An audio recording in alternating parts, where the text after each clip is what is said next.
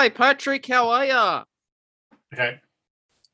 Right, and a good afternoon to you, young Stephen. And how's your day been today, Patrick? Not too bad. Had a bit of fun. Built something that worked. Yeah. It's always good when you get a job that you do something that actually works. Yeah. What was So yeah, working? good day. What was working today? I'll put a light fitting into a cupboard. That's all.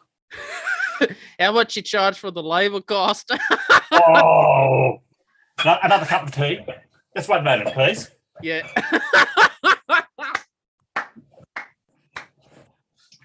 I can see myself better, and you can see me better too. Yeah.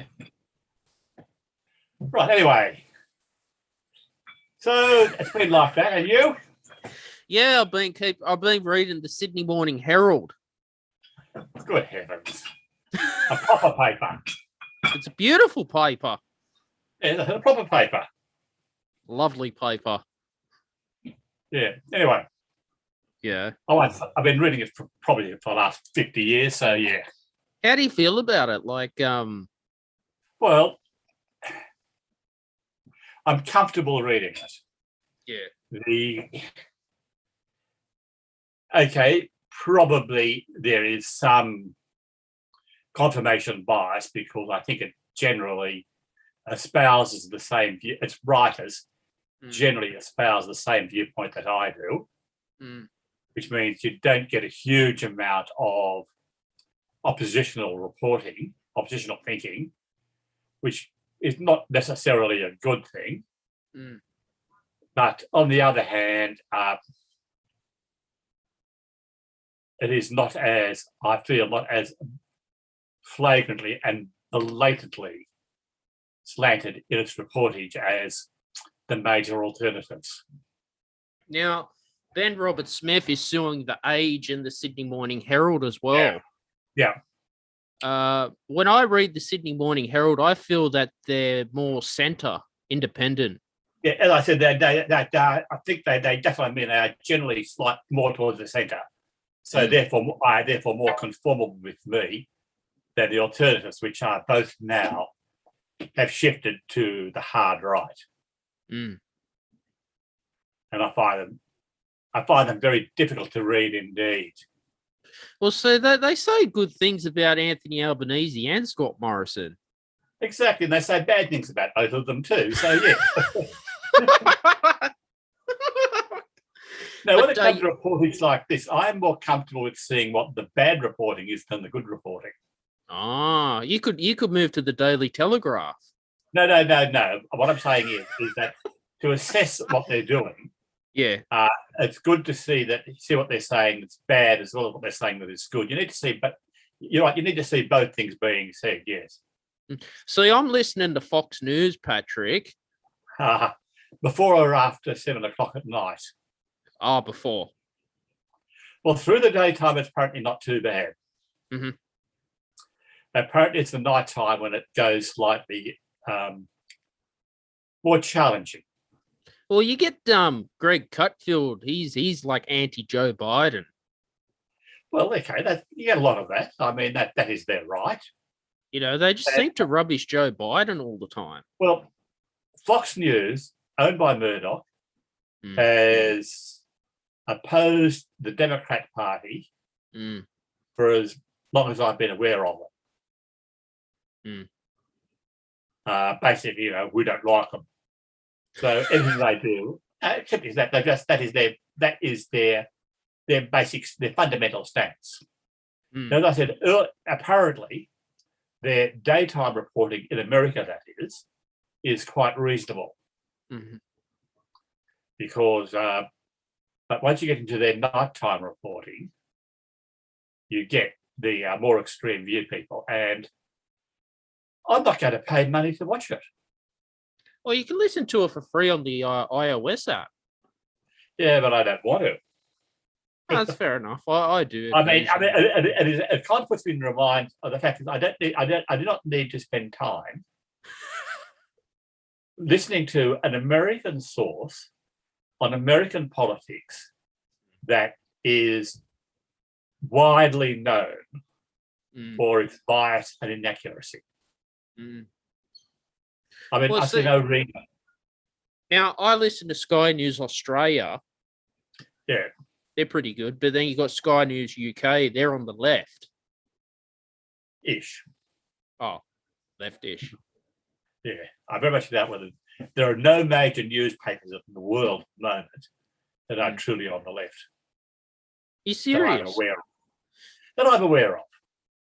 So how do you feel about the Sydney Morning Herald? Forget, it is leftish. As I said, it's leftish. And I like it.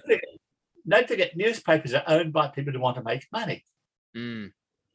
One of the fundamental principles behind the wanting to make money is a firm belief in the system that supports making money. And that means generally being biased towards the right. Mm. I mean, it's inherent in the model, in the business model. See, my question for you, I subscribed. I got the introductory offer for $12.50 a month to the Sydney Morning Herald. I ring them up and complain. I say, why am I getting ads?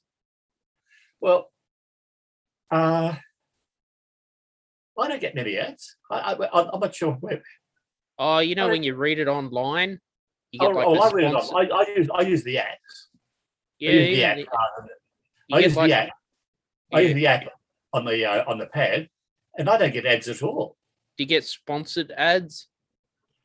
Might get the occasional, but they are recognisable as such. Yeah, and when I read it online through the browser, similarly, the things that there will be ads embedded because that happens with every paper. Oh, I mean, it doesn't matter what you subscribe to. You're not going to get an ad free unless you're very lucky indeed. That's what there are. But part of that, again, their business model is selling ads. Because I thought if I'm a paid subscriber, Patrick, I'd get no ads. Well, there are some business models that work on that situation. I mean, the games and things are like that, yes. Yeah. Because the game developer gets a payment which then covers what would be the cost. But running a newspaper, the principal income for newspaper is advertisements. Mm. Full stop to the end. That's why the paper versions are going broke. Everything's going digital. Yeah, because the advertising market has moved online. Mm. I mean, the Sydney Morning Herald on Saturday used to have 50 or 60 pages of advertisements every Saturday. Mm. Seriously, I mean, it used to be a very heavy paper, and most of the way through the paper was advertisements. Mm. Now, when that went online, so when these newspapers go online, they still need to maintain their income. And your subscription probably does cover the marginal cost to them of supplying you with the information. But they want to make a profit out of you. Mm. And getting back to they're in the business of making money. So one of the ways they can do it is include ads.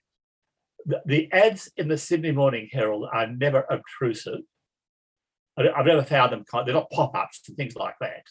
Mm. They don't kind of force you to see them. I also read the what the hell is it called? New York Times. No, I pay for that too. But that's another story.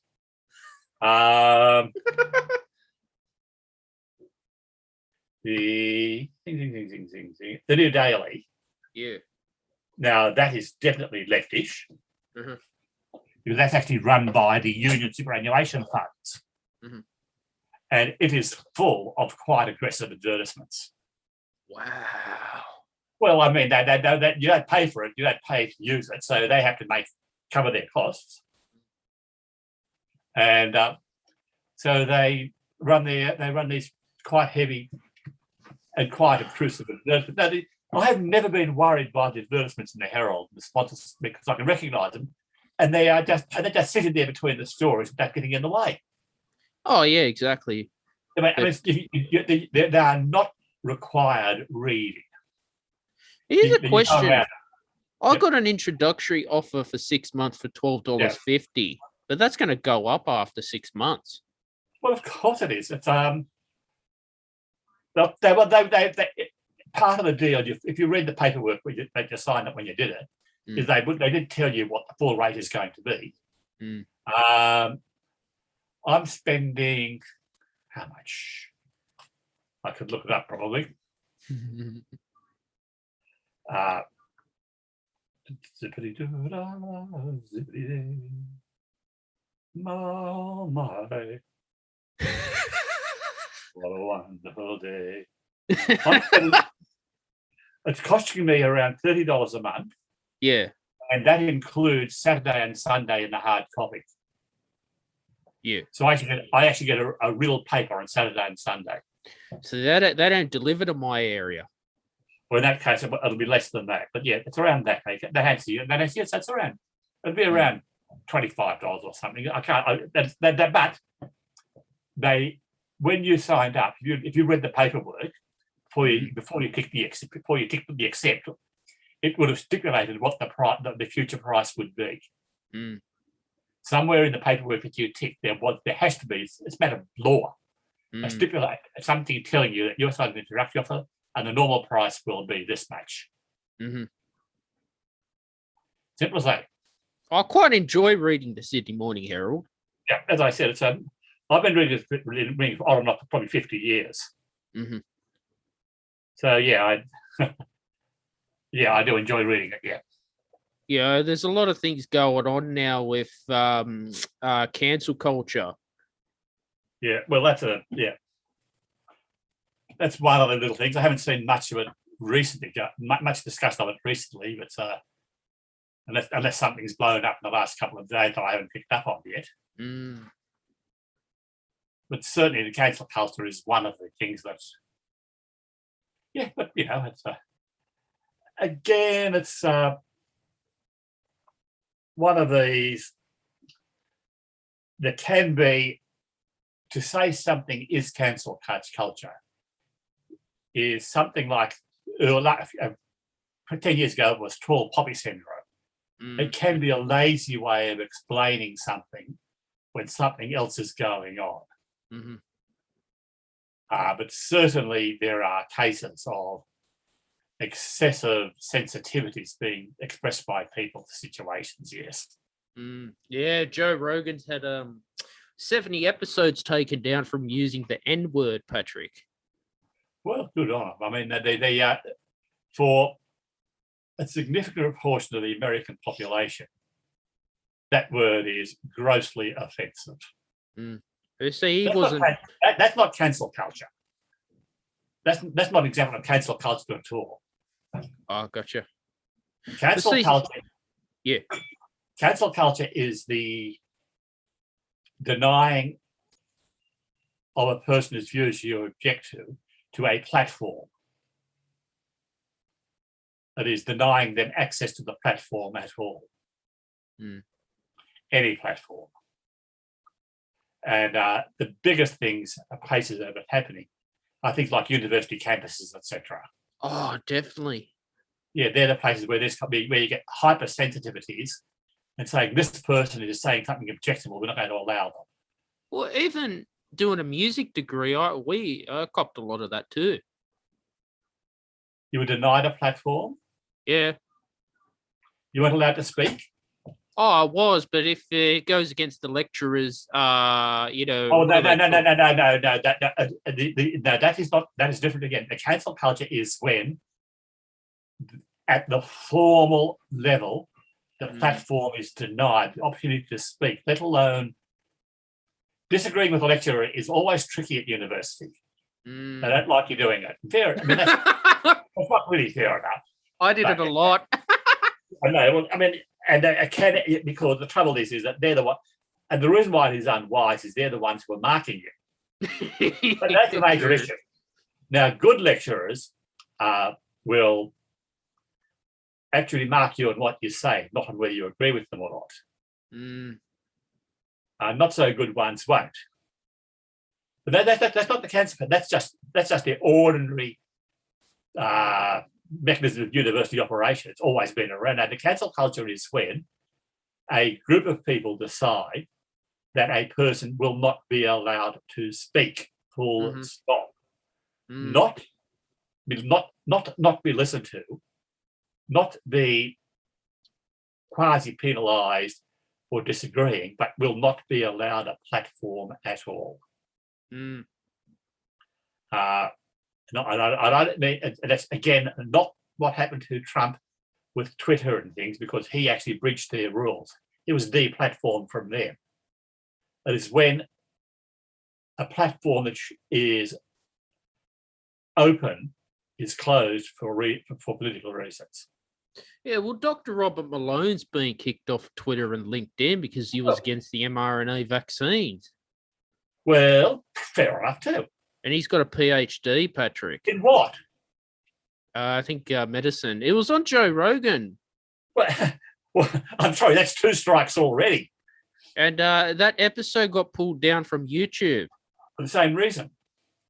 There is a lot of people, no matter what their background is, what their alleged expertise is, are making a lot of noise by jumping up and down and saying things like, this mRNA is dangerous, it doesn't work, and it shouldn't be allowed. When there are a billion people who prove A, that it's not dangerous, and B, it does work. Simple as that.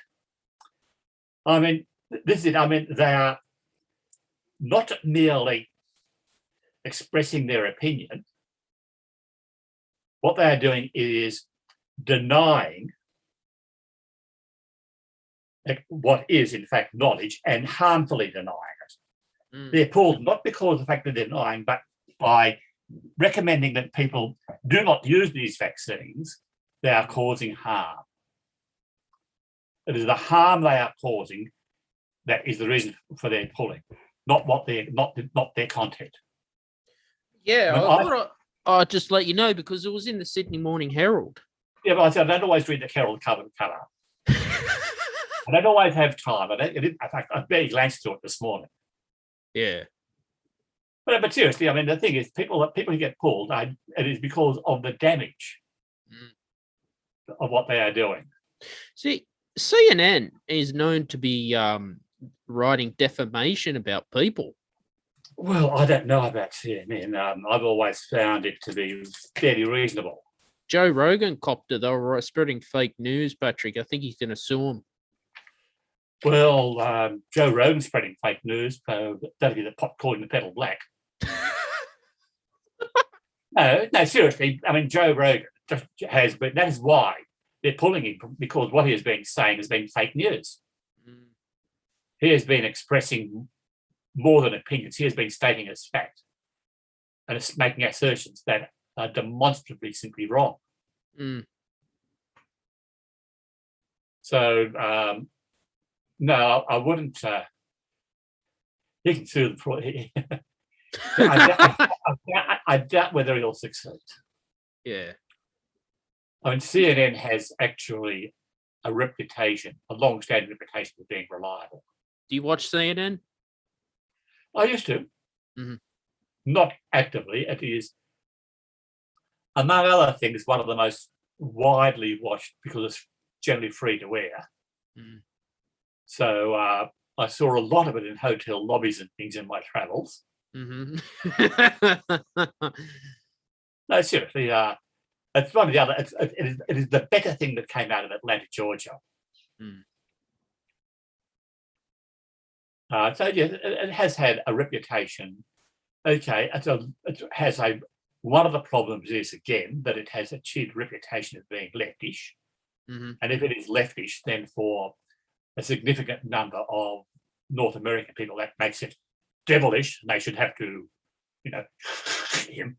because they're anything vaguely left for many Americans is diabolical, is the work of the devil.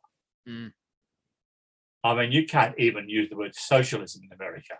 You serious? Didn't know that. Oh, yeah. I mean, the most damning accusation that an American politician can make about you is to call you a socialist. Seriously, I mean, that you cannot call somebody a socialist. Well, you can, but by so doing, you are damning it. Well, there was the New York mayor who was on the left or something. He was a creep. Oh, I mean, but there's a lot of American politics that I've kind of seen bits and pieces of. I haven't really much worried about whether they're on the left or the right. There were mayors of New York City who have been interesting people, and well, it's a major job and it's a big city, and therefore the man there is a major politician. So I wouldn't be surprised if he took the occasional creep. Yeah. But we've had presidents of the United States who have been something of a creep. We've had presidents of the United States who have been something of nutters. Certified, almost certifiably nutters. True. We've had Prime Minister of Australia who have been very interesting men. Malcolm Turnbull. I don't know about that. He was actually not too bad. I think that he actually had a lot more game for him. The only trouble with Malcolm Turnbull was that he was too far. He actually was going to do something in agreement with the Labor Party. That was all. He was going to actually do something he was actually going to collaborate. That's not allowed. Well, what about Clive Palmer? A lot of things coming back up about the Palmer United Party lately. You see ads in the paper about Clive Palmer. Well, he is spending a lot of money as he did last time. I cannot understand him at all. I do not know whether he is genuine or whether he is simply publicity seeking.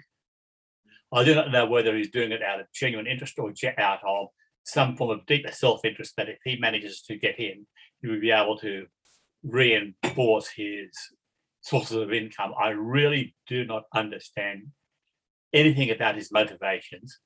And in fact, I find it very hard to even understand whether he in fact has any policies or not, whether he's actually saying or wants to do anything either.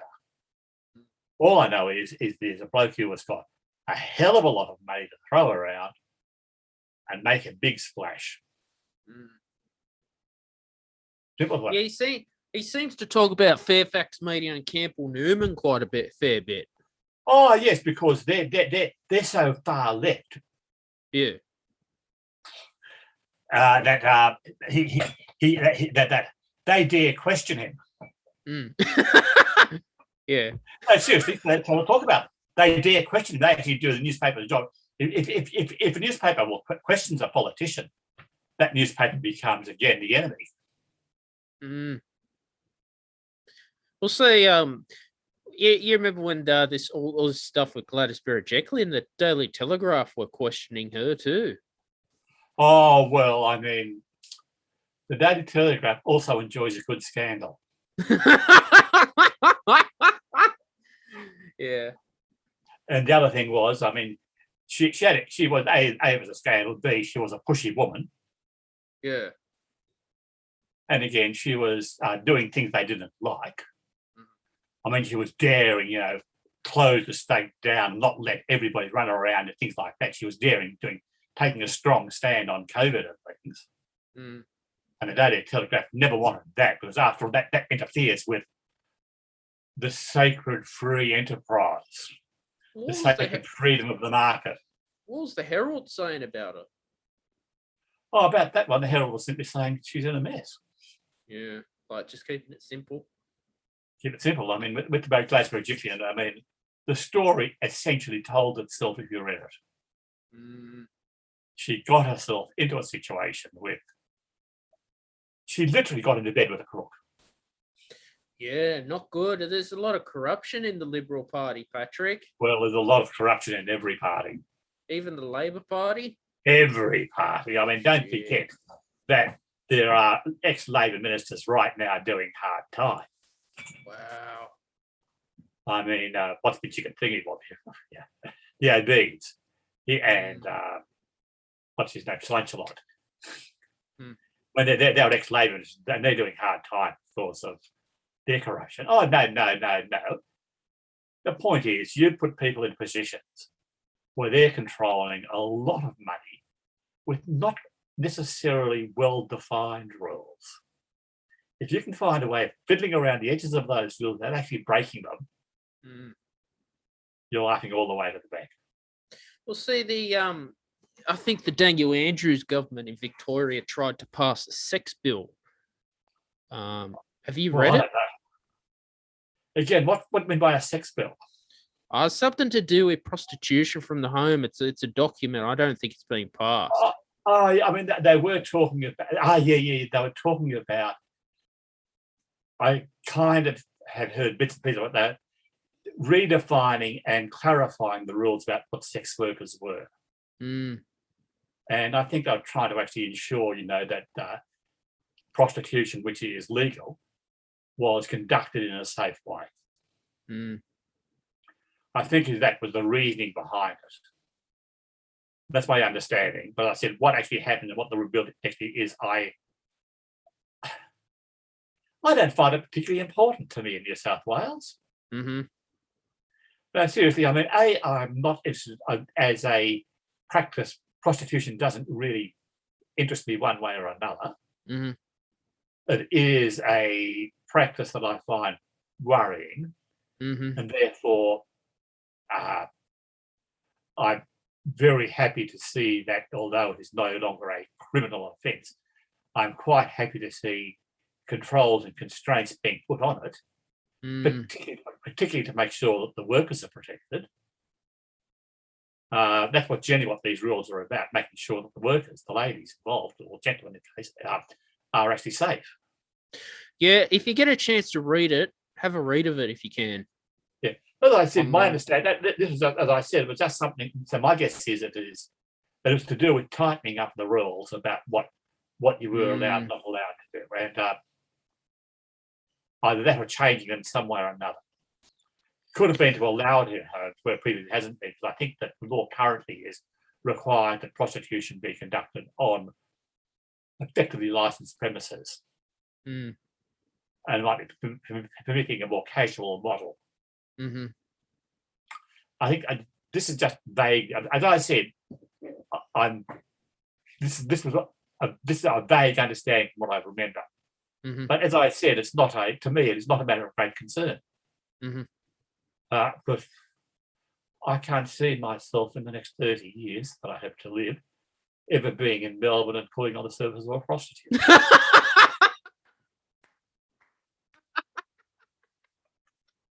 Yeah, true. No, it's well, that's Melbourne. Yeah. Yeah. And we've got quite tough rules in New South Wales about these, but they're different again.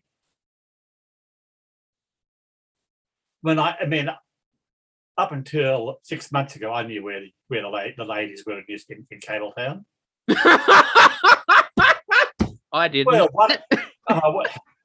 all you had to do was drive along Bassland Road. Yeah. And you could recognise the premises. Yeah. From the signs, yeah.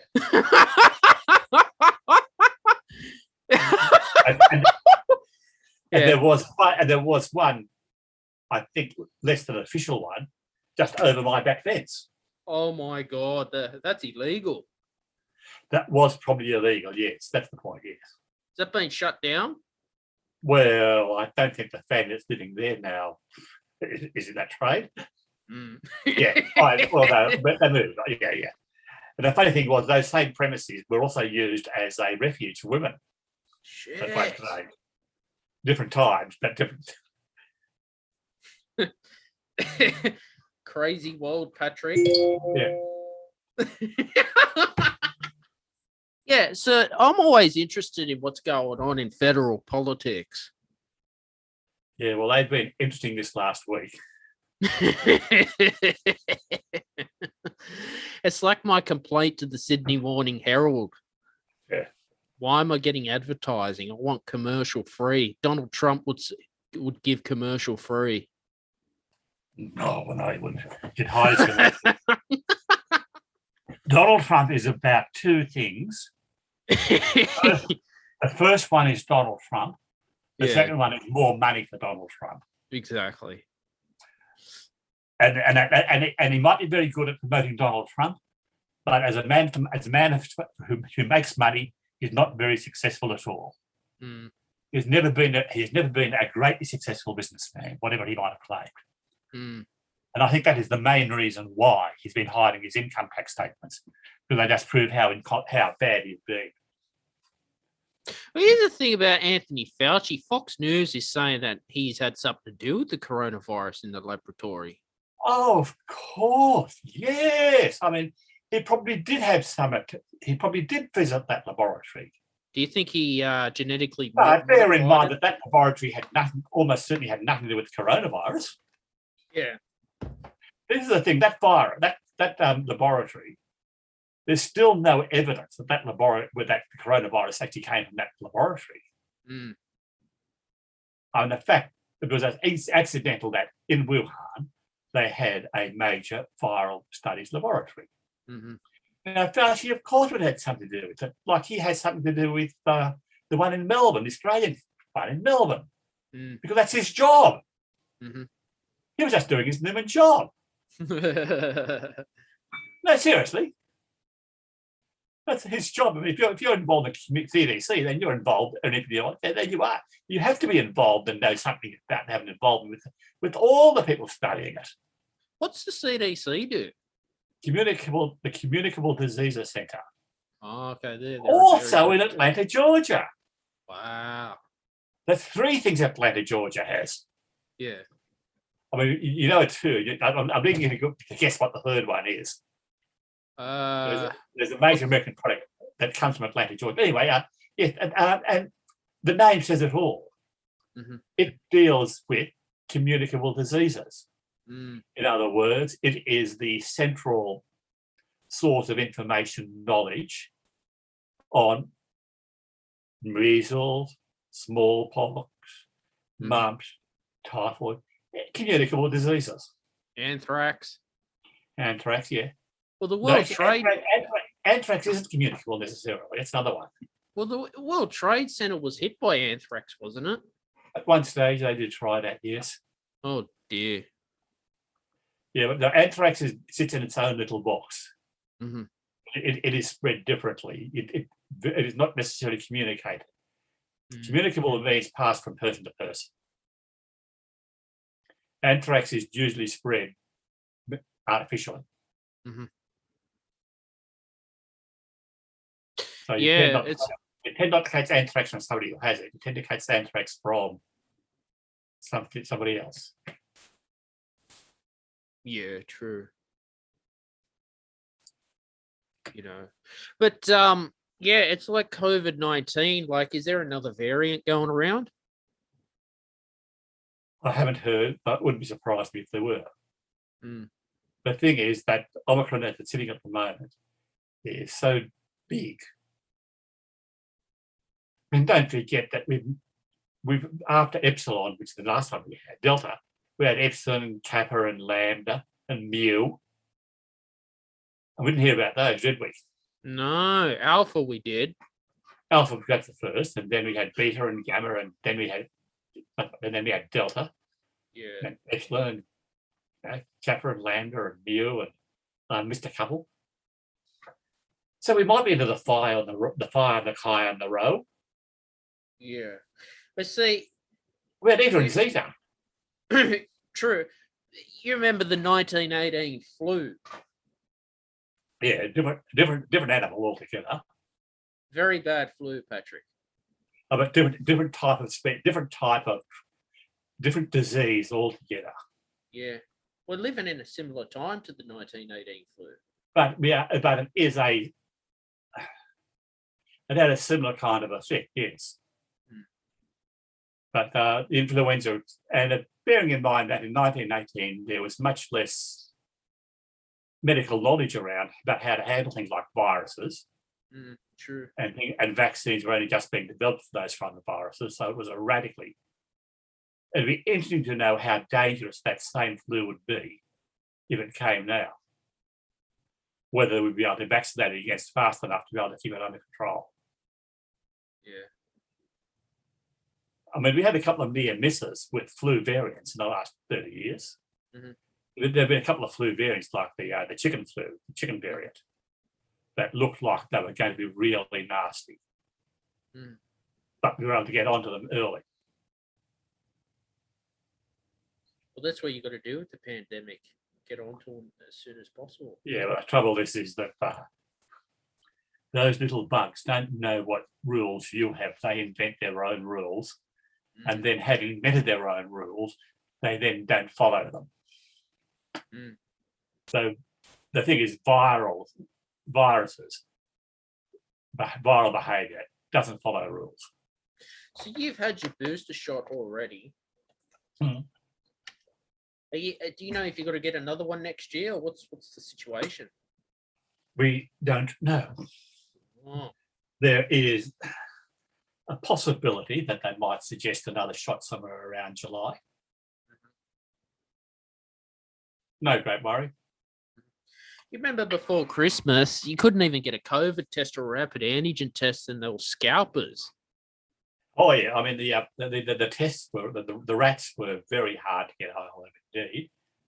Although, funnily enough, I think I could have bought probably half a dozen in the week before Christmas at one of the local pharmacies. I'm fairly certain that's what people were buying. How much you pay for it? I didn't, because I saw no need to. At that stage, I just had my thing, and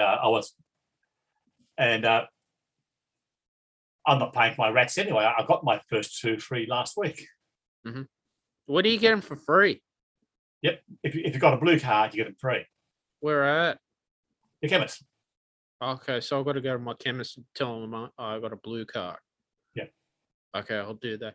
Yeah, it's like ridiculous. Anthony Albanese was saying, like the testing centers in Oran Park and Narellan were so packed, you couldn't even get a PCR test. Yeah, well, the top of the PCR test is that they're cumbersome. But interestingly, the testing centre down in Campbelltown, Queen Street, they were working on bookings at one stage. When they shipped it over to walk-in, they were never crowded. Oh, lucky you. Not that I needed them, but I'd walked by and said, oh, that's available. And the one up at Campbelltown Hospital, the first time I went there, which was just before Christmas,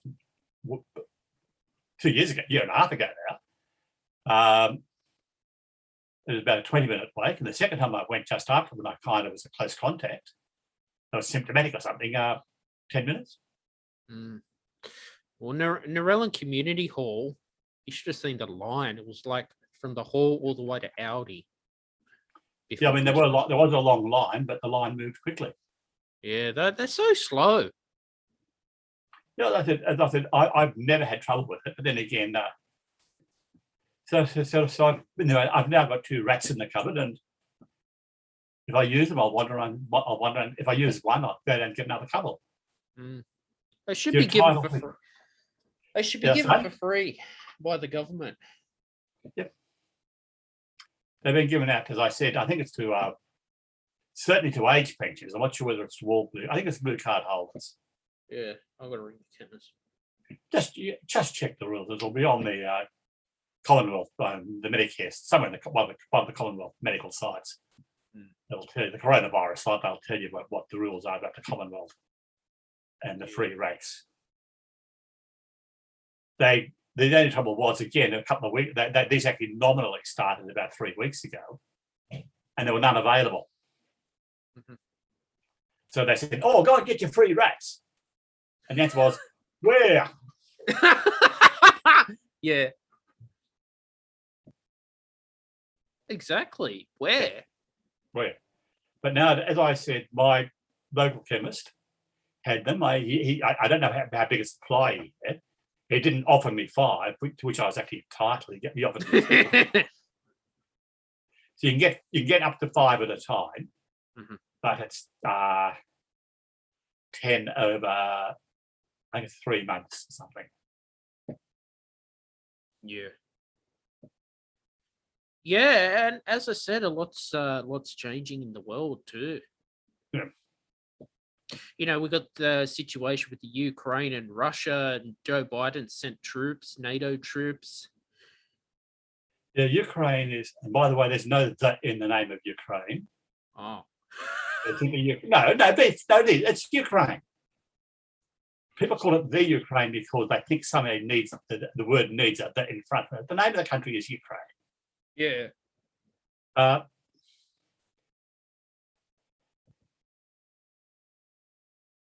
we really don't know, again, just how bad that is. Yeah. We don't know just how hard Russia is going to push, whether they are really pushing or whether they're playing silly buggers.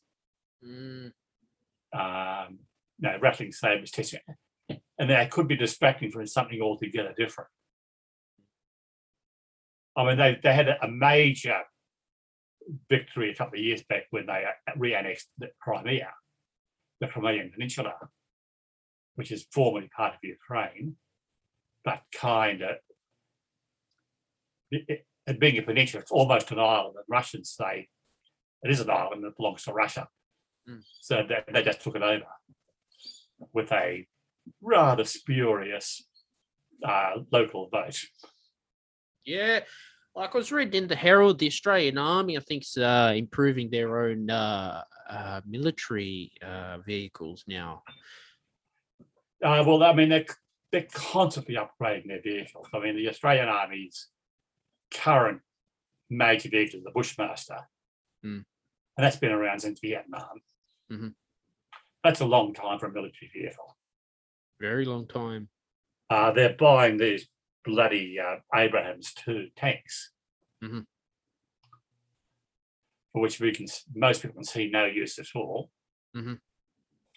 because in Australia, if there's going to be a war, it's likely to be up around the northern coastlines, and I don't think a 60-ton tank is going to be much use in a mangrove swamp. What about the nuclear submarine that Scott Morrison purchased? Well, you mean put on order for something around 10 years' time? Yeah. Again, okay. Nuclear. If you're going to have submarines, nuclear submarines, particularly the current generations, make sense. They really do, and they work so much more efficiently than the conventional sub. I mean, you can take a nuclear submarine, and with that air scrubbers and things, you can stay submerged, for weeks at a time. And if you're under a couple hundred meters of water, you're very hard to find indeed.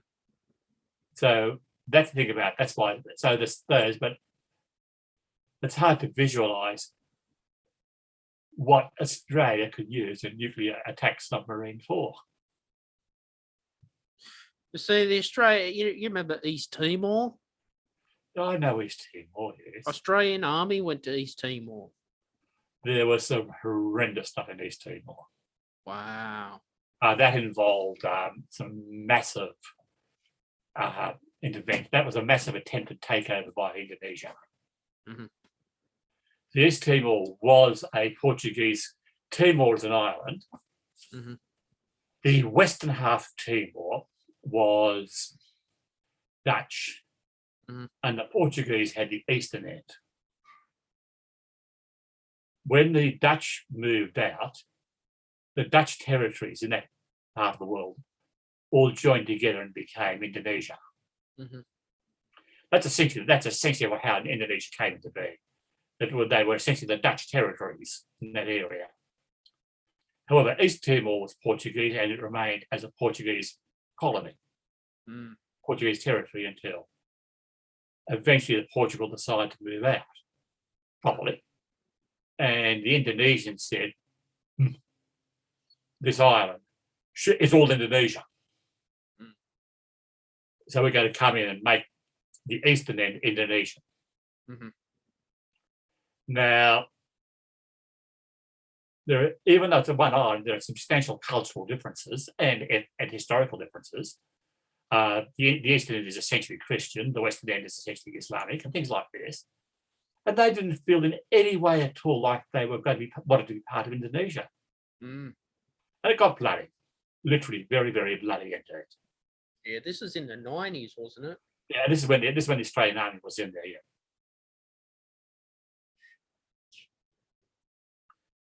No, there have been several instances like that. Indonesia managed when who was it? I think it was still the Dutch moved out of the western half of the New Guinea island. And simply said, this is part of Indonesia.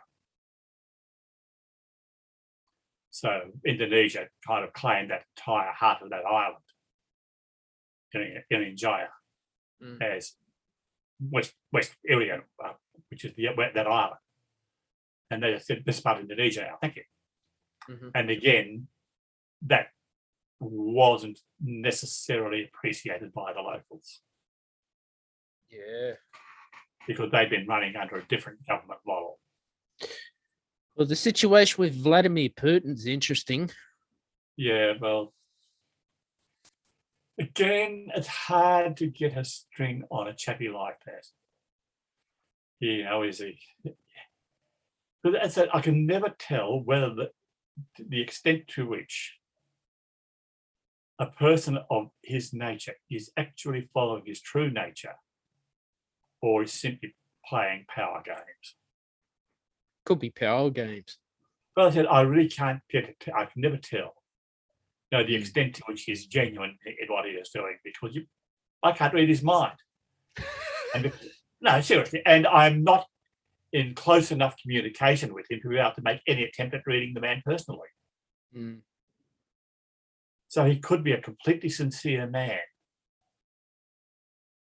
Reprehensible, but sincere. We don't know. I mean, because if it's sincere, it actually makes him more dangerous. Wow. If you think about it, because if he genuinely believes in what he's doing, then he's not going to change. Well, how does the Russian political system work? Do they vote every 4 years? Like we do, or is it No. dictatorship? It is.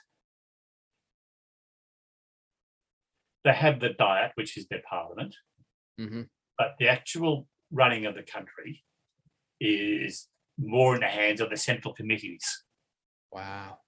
Well, effectively the politically appointed ministries, and these are in the direct control of the Kremlin. So Putin appoints people to effectively run the country. Now, Putin doesn't get elected by popular vote. He gets appointed as Secretary General of the Communist Party, then become effectively the leader of the country. So they don't vote like we do in Australia. No, they do vote for their diets, for their politicians, but their parliaments have much more limited power. God. They said they had theory the power to set, and most of the candidates for these parliaments are pre-selected anyway. The Central Party says you've got these two candidates, one of whom is for us, and the other one is for us. You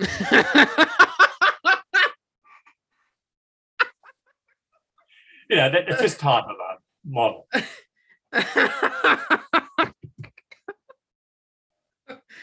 Oh my God, that's crazy. Well, it's just, and it's complex, yeah. Oh man. Oh my God. I won't make the obvious answer to that one. Yeah. Yeah, so that's what I've been reading. Yeah, well, and I kind of flick through them. I flick through the Herald most mornings now because it's on the way to work. And might put a couple of headlines in the New York Times and a couple of headlines in the Daily News. I've got AM going in the background on the radio. So what are you doing for work? Are you doing paid work or volunteer? It's all volunteer. Oh, it's still at Vinnie's or somewhere else? Yeah. I still got those 2 days at Vinnie's here now. Oh, okay. Did you go to Vinnie's today? Yep. Oh, I thought you know. I've been shifted. I shifted to Thursday, Friday. So oh, gotcha. I think it was because where the bodies were needed. Yeah. Did you send the invoice off and charge the GST? Not yet.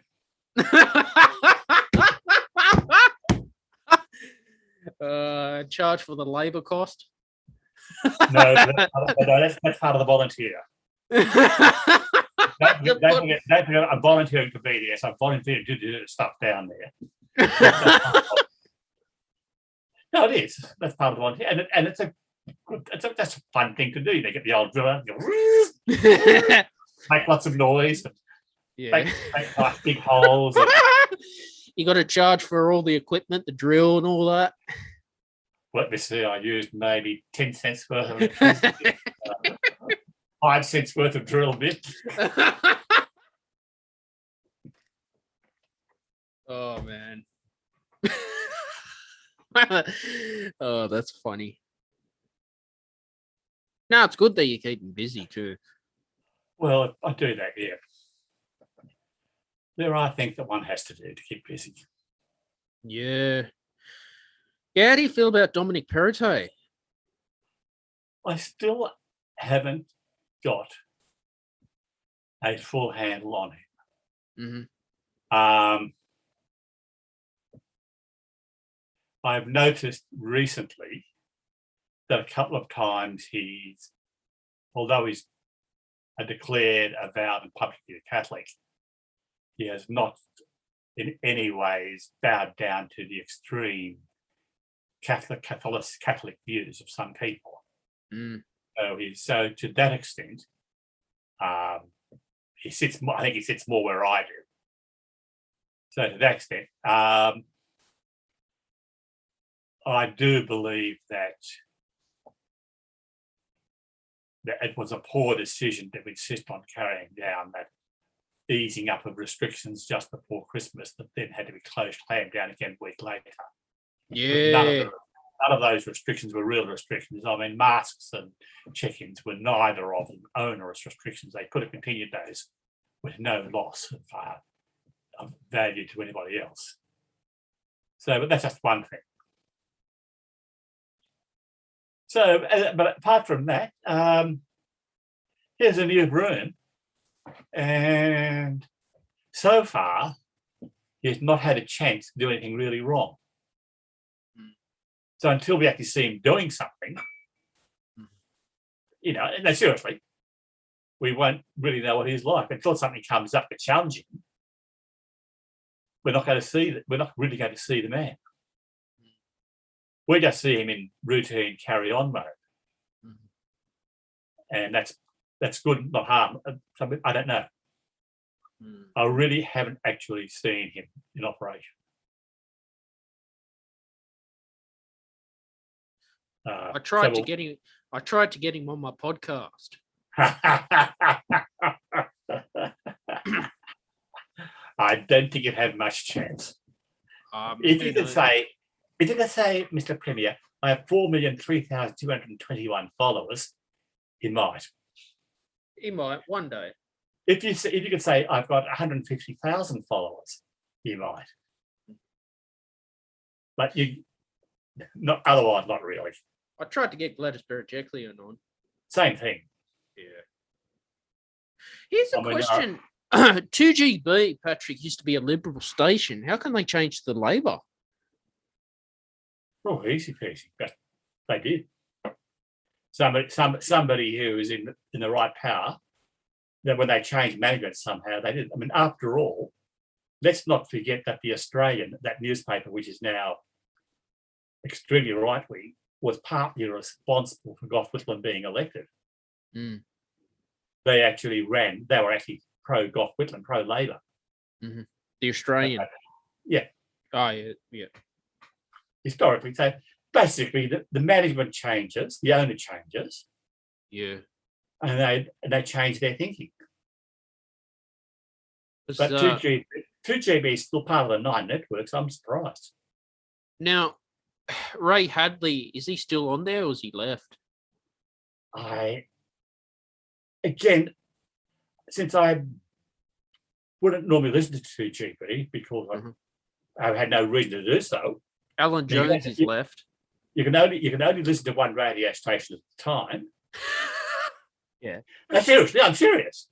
Yeah. I can only one radio station at a time, and I find that just having the old 702 ticking over in the background provides me with enough entertainment that I don't want to go over to listen to people expressing strong opinion. don't agree with, and Now- often very poorly argued strong opinions. That's one of their problems. You mentioned too, you're not a big fan of Alan Jones, but I think he's running for politics. It wouldn't surprise me. Well, he left Good luck. 2GB. Yeah, he was pushed. He was pushed. He didn't leave. He was sacked Why? What happened? because he just went too far too many times. Well, Sky News sacked him too. Same reason. A couple of things that he said were eventually they found a couple of things he said in particular. I can't even remember which ones they were now. Yeah. Were all totally reprehensible, totally unacceptable. I'm sorry, Mr. Jones, but you can no longer work with us. Actually, they didn't sack him. They offered him another job. They restructured around. Oh, And they offered him the late night shift or something. nothing wrong with that. Not if you're Alan Jones, there's son does. Alan Jones is I am the star. And the late night shift isn't the shift for the star. Well, he did No. the morning show 6 till 9 a.m., didn't he? No, I said so. Late night isn't the show for the star. Oh, yeah, that's talkback radio, Patrick. Yep, You know, that is its own little world. you know. And Yeah, but I don't know what's Alan Jones doing now. He must be retired. no, he still has some speaking spot. He's still twittering or something, but I think he's catching on Twitter too. He's still kind of self-publishing. He's still being heard, but he doesn't have he doesn't have the platforms now, the big platforms. So that's one little annoyance out of my life. Well, listen. Yeah. Alan Jones says, therefore it must be true. Yeah. Alan Jones says vaccines are bad for you, therefore I'm not going to get a vaccine. Alan Jones says that Julia Gillard's a paedophile. Julia Gillard's a paedophile. Things like that. Oh my God. He never actually said that. He never got involved in that one. He never actually got involved in QAnon. But Alan Jones says, and if Alan Jones says something, then a significant number of people believed him because he sounded so credible. Yeah, he talks about the weather a lot. Yeah. I talk about the weather. And he talked about the weather and how it's not changing. Oh. And he plays that little deep, deep, deep. What do they call that on talkback, right? The beep or the dump button. Yeah. The thing is, one of the problems with a show like Alan Jones is that he had control over the dump button. Yeah. He can just turn you off. And that is not very nice. He can always win the argument by switching you off and then carrying on talking. Oh, so he did those tactics. That's why he always won arguments. Because if somebody was actually presenting him with factual stuff, he would just switch them off and carry on with his counterfactual. Yeah. He had control of the dump button, and that was always that one way he won. Yeah. But if you dared critique him in any way, he just disappeared. Yeah, so that's what it is, Patrick. Yeah. You know? It is, yes. So in a way, this is like the world of radio talkback. I mean, if I started saying things that you found totally wrong, you disagreed with, you could very easily turn me off, couldn't you? Yes. Because you own the game. And I've noticed that you've actually allowed me to say pretty much what I want to say. So thank you for that. No, you're good. I'm always wanting to try out new things. Yeah. Yeah. No, yeah. I mean, as I said, I come from a different background to you, and I have different answers to you. Yeah. No, it's all about life experience, I guess. Yeah, well, yes, I do have a few more years up my sleeve than you do. Mm. Only a few. But that's what I was saying about the newspapers. Is like I don't understand how they make money from advertising. I'm paying for a subscription. Well, that's how they make their money. They make their money from both the subscription and the advertisers. Yeah. That's how they do. That's how they make. That's their business model. Mhm. As I said, the advertisements in newspapers online are generally, certainly in the Herald, Mhm. less obtrusive than the ones in the, as I said, things like the New Daily. Mhm. If you just go to newdaily.com.au and look at their ads there, and you'll see just how many advertisements there are in there, and there can be in a paper, Mm. and how many ridiculous advertisements. Yeah. Oh no, I mean, you get borderline crazies, the advertising in there because they just pay them. Mhm. And I wouldn't be surprised if they dumped it algorithmically. Oh no, but I never worry about that. I mean, advertising, to me, an advertisement is part of the price I pay. Mhm. There's no such thing as free TV, whatever they might call themselves. We as consumers pay for that television through an indirect tax. Because we buy goods from those people who put the advertisements on, and they pay for those advertisements out of the money we pay there. We pay for the so-called free TV Mhm. by purchasing the services being advertised. Even cable television has advertising, and you're paying Of for course it. it does, yes. Yeah, I mean, it is. I mean, you don't get as much. I know that when I'm streaming TV shows and things, I might get internal advertisements for it then, but I see very few when I'm streaming. That's not cable TV as such. Very few advertisements there. Mm. Now, some of the shows you can see where the ad breaks are, and they just jump straight over them. Mhm. You say, "Oh, that was an ad break. Oh, that was another ad break." Well, you can. If you look at it, most TV shows you actually see. You ever see a TV show that made for commercial TV being shown without ad breaks?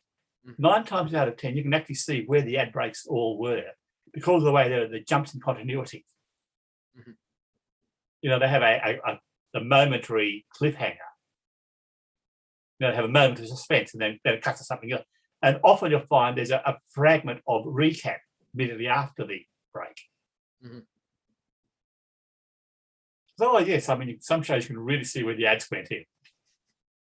Oh, exactly. You know, but yeah, everything's moving on streaming now. Yeah, well, it is an efficient way to move information. Very simply, basic communication theory, that little bit of glass wire Mhm. that hooks up to my back fence, that hooks up to a box shop underneath my feet, operates with light in the visible spectrum. Mhm. That means it's operating at a frequency of the order of 10 times higher frequency than visible light, than radio waves. Mhm. Basic communication theory is that the higher the frequency of the bearer, the more information you can carry. Mhm. That's why that single tube can carry this signal comfortably. As simple as that, the higher the frequency, the more information you can carry. Mm. So that is why the fiber to the premises, fiber to the fire close to the living thing, bottle works. Mhm. Because you can really pump the information up and down the line. Mhm. But is then the problem lies not in the network, but in the switchgear. Mhm. I mean, if you often find that when you're hanging up, get hang-ups and delays and things, it is the switching problems. Mhm. Now, broadcast television and broadcast streaming, in other words, radio frequency, telephone, and data transfer through radio, simply doesn't have the same capacity. Mhm. I mean, they could carry a hell of a lot, but literally not the same amount. Mm. It's signal engineering 101. Yeah. It's absolutely basic. I mean, they can improve the technology, they can improve their compressions, they can improve their tricks, but eventually you run into the hard wall of bandwidth. Mm-hmm. And it's simple as that. Mm. You see, after all, if you're operating at a frequency of 96 megahertz, which is 96, which is broadcast frequency, FM radio broadcast frequency, you can probably transmit around 180 million bits a second. Mm-hmm. Using that. But probably not much more than twice as many bits per second as the frequency. Mm. Light waves have 10 times the frequency. Mm. Simple. Wow. Interesting. Yeah. That is why, for instance, for international communication, they prefer to use a fiber optic cable than satellite. Yeah. Because the other reason satellite is depending which kind of satellite they use. Yeah. I mean, if they use the old geostationaries, which they used to, you get that delay as the signal goes and back. Because it's a long way up to that. It's 40,000 kilometres up to that satellite. And 80,000 kilometres suddenly becomes a measurable distance in terms of the speed of light. Yeah. The cable, the speed of light's a lot slower in the cable, but still not that much slower. Mm-hmm. And you can compress a hell of a lot more into that cable. Well, that's technology, Patrick. It's always changing. I mean, what they say is that, I came across something that the Herald actually talked, one page talking about the connection into Tonga. That one connection into Tonga could carry, I think it was in 1 second, all the communications that went in and out of Australia via the old iron cable in 50 years previously. And things like that. Because, but signal technology has improved, yeah. So with that, and streaming is about capacity to get it when you want it. Mm-hmm. I mean, I can watch a lot of TV shows when I want to watch them simply by pressing the right buttons. What are you streaming? Very little. Seriously, very little. I meant to pick. Every time I say, "Geez, I want to watch that," and I forget. Yeah. I've just finished watching The Great because that was on Amazon Prime. Mm-hmm. But I'm not going to pay money to go behind the stand firewall to watch the rest of the next two series. I'm already paying for 2 firewalls. I'm not going to pay for a third. Things like that. That's about it. That's basically that. Occasionally, I stream some of the sporting events because, again, it's easier to get them that way than by. A couple of silly nonsense shows. Well, I said there are a couple of there was one recently that I said I must watch that, and I keep on forgetting. Mm-hmm. Yeah. Yeah, but again, there's cancel culture with these streaming services anyway.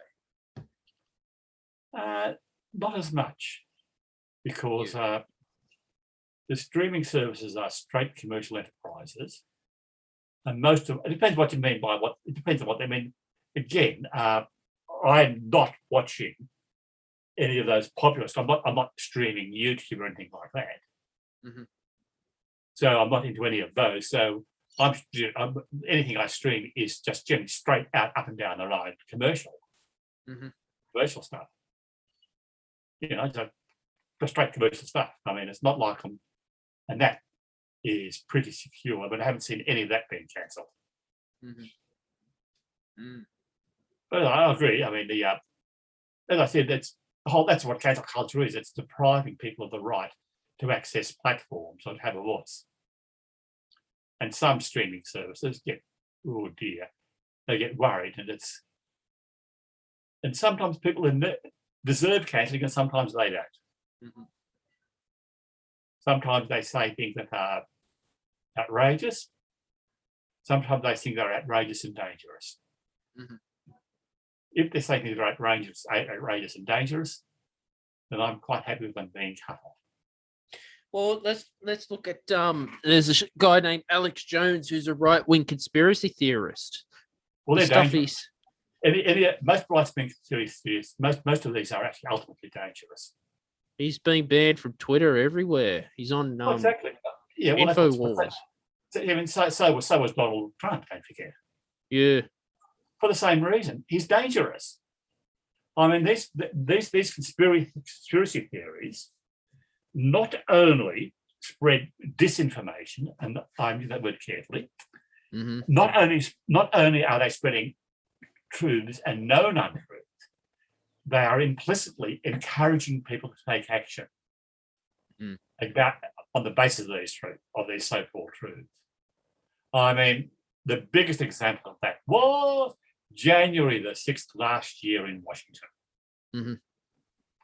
I mean, 2/3 of those people, and they still do, have been told that great big conspiracy theory, the whole election was a fraud.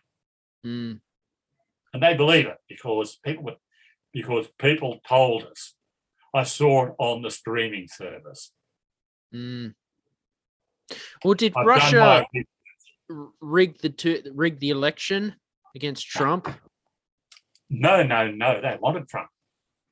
Did they? Oh, yes, they rigged. In fact, there is strong evidence to suggest that Russia really helped Trump get in. Why? Oh, because he was a nutter and a free enterprise, and they want that kind of person. That's weird.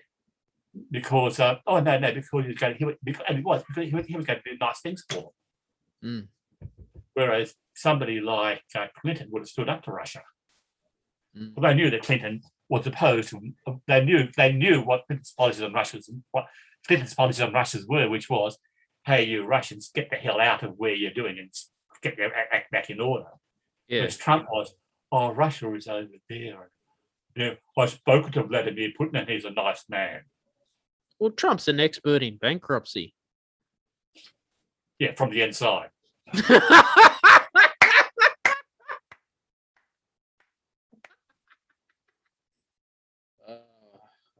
I mean, you can be an expert in bankruptcy from the outside, either from the inside. He's been there. He knows all about it several times. Wow. Yeah. Yeah. So I can't stand Alex Jones. I'm talking the right American, not the Australian. I just basically, every so often I occasionally come across them. I mean, every so often I've heard Alan Jones on the radio, quite accidentally. And I immediately find it upsetting because I can actually detect the manipulation that he is doing. And Alex Jones is probably similar. He has and again, it's also very hard to work out what the motivation, what really drives these people. As I said, if these people are genuinely sincere, then they're terrifying. If they are playing a game, then it is immoral and it's dangerous, but there's a chance of them being broken. Yeah. Exactly. So you don't change a true fanatic's mind. You really can't look, change. Patrick, this was a great episode with you today. Okay, always been good to natter. Yeah, and I never know where I'm going to end up talking. Exactly. What do you got planned for St. Vincent de Paul? Well, we're just going to carrying on. I mean, it's there. We do it. It's there. That's it.